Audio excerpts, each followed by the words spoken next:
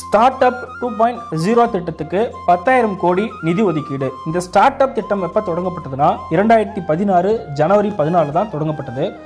புதிதாக திறக்கப்பட்ட பிரதமர் அலுவலகத்தில் பிரதமர் நரேந்திர மோடி நேற்று தனது அன்றாட அலுவல்களை தொடங்கினார். குறிப்பாக லட்சாதிபதி சகோதரிகள் வேளாண்மை உட்கட்டமைப்பு நிதி, ஸ்டார்ட் அப் நிதியம் 2.0 திட்டம் தொடர்பான கோப்புகளில் அவர் கையெழுத்திட்டார். இதில் ஸ்டார்ட் அப் நிதியம் 2.0 திட்டத்துக்கு 10,000 கோடி ஒதுக்கீடு செய்யப்பட்டது.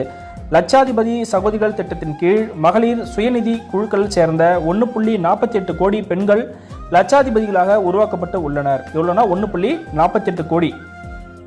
வரும் 2027ஆம் ஆண்டு மார்ச் மாதத்துக்குள் இந்த எண்ணிக்கையை 3 கோடியாக அரசு அதிகரிக்கும் அப்படின்னு சொல்லியிருக்காங்க.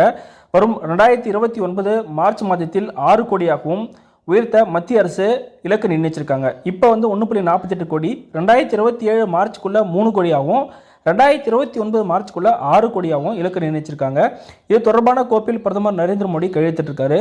வேளாண்மை உட்கட்டமைப்பு நிதியம் திட்டத்தின் கீழ் விவசாயிகள் மற்றும் வேளாண்மை சங்கங்களுக்கு 3% வட்டியில் கடன் உதவி வழங்கப்படுகிறது.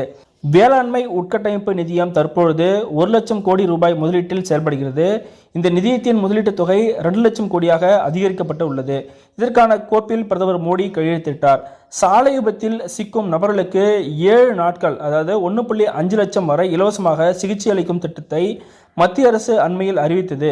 இந்த திட்டத்தை அமல்படுத்துவது தொடர்பான கோப்பில் பிரதமர் மோடி கையெழுத்திட்டிருக்காரு. ஸோ இது எல்லாமே இம்பார்ட்டண்டான கண்டென்ட்டு, நோட் பண்ணிக்கோங்க. தேங்க்யூ.